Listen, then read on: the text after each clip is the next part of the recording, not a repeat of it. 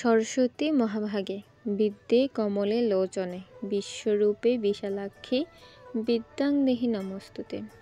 সবাইকে সরস্বতী পুজোর প্রীতি ও শুভেচ্ছা। আমার আরও একটি নতুন ভিডিওতে সবাইকে স্বাগত। সবাই কেমন আছেন? আশা করছি অনেক অনেক ভালো আছেন।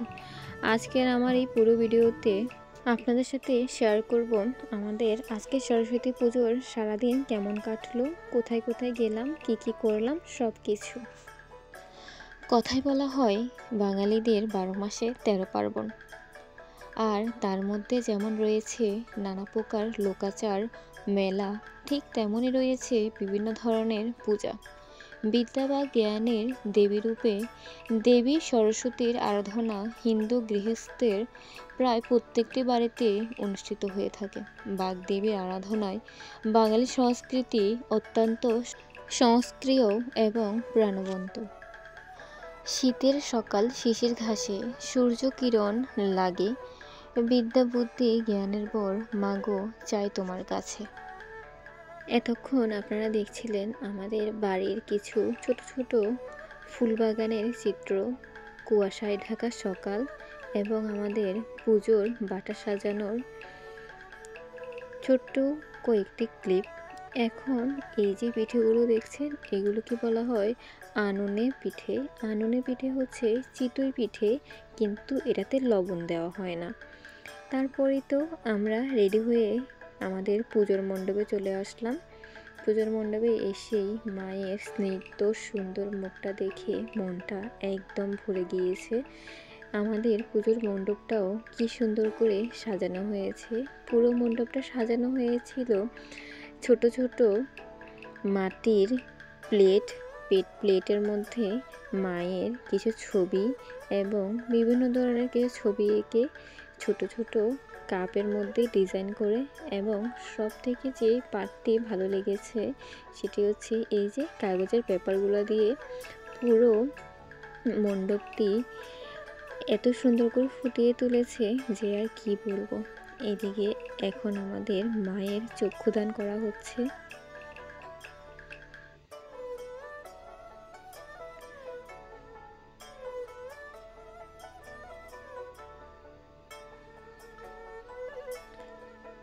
চক্ষুদান শেষে শুরু হয়ে যাবে যজ্ঞের অনুষ্ঠান। সবাই অধীর আগ্রহে বসে আছে কখন পুষ্পাঞ্জলি দিবে এই আশায়। এদিকে সবাই বসে বসে মায়ের আরতি দেখছে, মায়ের পুজো দেখছে। এই তো আমি আর আমার ছোট্ট সোনামণি এদিকে আমরা অঞ্জলের জন্য অপেক্ষা করতে করতে বসে পড়লাম। বসে একটু ক্লিপ নিয়ে নিচ্ছিলাম, সবাই মিলে অনেক মজা করছিলাম, দুষ্টুমি করছিলাম। এই তো আমাদের এদিকে যজ্ঞের অনুষ্ঠান এখনো চলছে, যজ্ঞারতি চলছে এখনো। যজ্ঞারতি এখনো চলছে। এদিকে একজন নিয়ে এসেছে একটি বিশাল বড় গোলাপ। তার ইচ্ছে নাকি আমাদের মায়ের হাতে এই গোলাপটি দিবে। এই জন্য ঠাকুরমশাইয়ের হাতে গোলাপটি দিয়ে দিল। তারপর ঠাকুরমশাই আমাদের মায়ের হাতে গোলাপটি রেখে দিল। এই তো এদিকে আমাদের যজ্ঞ হচ্ছিল না, সেই যজ্ঞের মন্ত্র পাঠ করা হলো।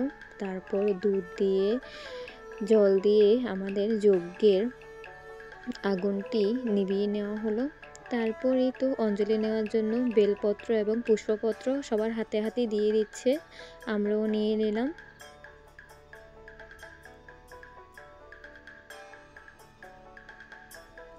এই তো আমাদের পুষ্পাঞ্জলি নেওয়া শেষ। সবাই এবার পুষ্পপত্র এবং বেলপত্রগুলো মায়ের চরণে অর্পণ করে দিল।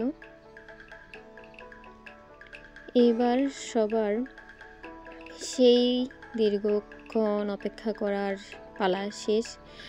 সকাল থেকে সবাই না খাওয়া, সবাই চরণামৃত নিয়ে নিজের উপবাস ভাঙলো, এবং ওই যে যজ্ঞ করেছিল আমরা যজ্ঞের ফোঁটা নিয়ে নিলাম, সেটাই দেখাচ্ছিলাম আমি আর আমার বোন মিলে। এদিকে গান বাজছিল, এদিকে আমার ছোট্ট সোনামণি গানের তালে তালে নাচছিল দিদুনের সাথে। এই হচ্ছে আমার ছোট বোন ঝুমুর। আমি আর আমার ছোট বোন ঝুমুর একই রকম শাড়ি নিয়েছিলাম সরস্বতী পূজায় পরার জন্য। আর আমাদের শাড়ির সাথে ম্যাচিং করে আমার ছোট্ট সোনামণির জন্য একটি পাঞ্জাবি নিয়ে নিয়েছিলাম। এদিকে আমার ছোটো বোন হাত দেখাচ্ছিল যে আমি করই পেয়েছি, 8 করই আর কি এটাকে বলে, সে পায়নি। তারপর ওর হাতে কিছুটা দিয়ে দিলাম। তারপর আমরা বাসায় চলে আসলাম, বাসায় এসে প্রসাদ খেয়ে নিলাম। তারপর রাতে আবার বের হয়েছিলাম। রাতে বের হয়ে আমাদের গ্রামের ভিতরে 4-5টা পুজো হয়, ওগুলো দেখে আসলাম আর কি।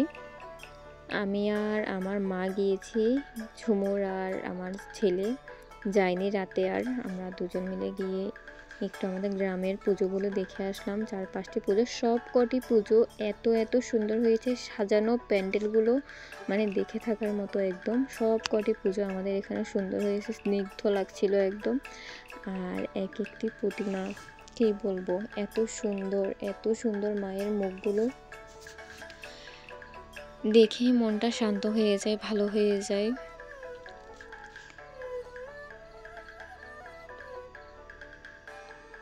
যদিও মণ্ডপের নামগুলো আমি ভুলে গিয়েছি।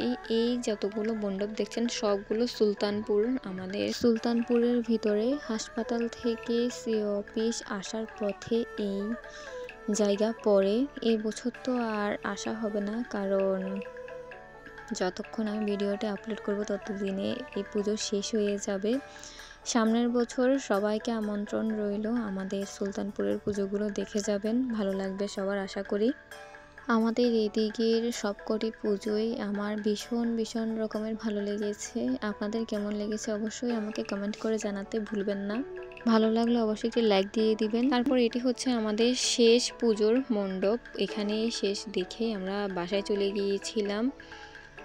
এই আর কি, সারাদিনে আমরা যা যা করলাম সবই আজকে আপনাদের সাথে শেয়ার করলাম। এতক্ষণ আমাদের ভিডিওটি দেখার জন্য আপনাদের সবাইকে অসংখ্য অসংখ্য ধন্যবাদ। এভাবেই আমাদের পাশে থাকবেন, সাথে থাকবেন। দেখা হবে নেক্সট কোনো ভিডিওতে, কথা হবে নেক্সট কোনো ভিডিওতে। ততক্ষণ ভালো থাকবেন, সুস্থ থাকবেন এই কামনা করি।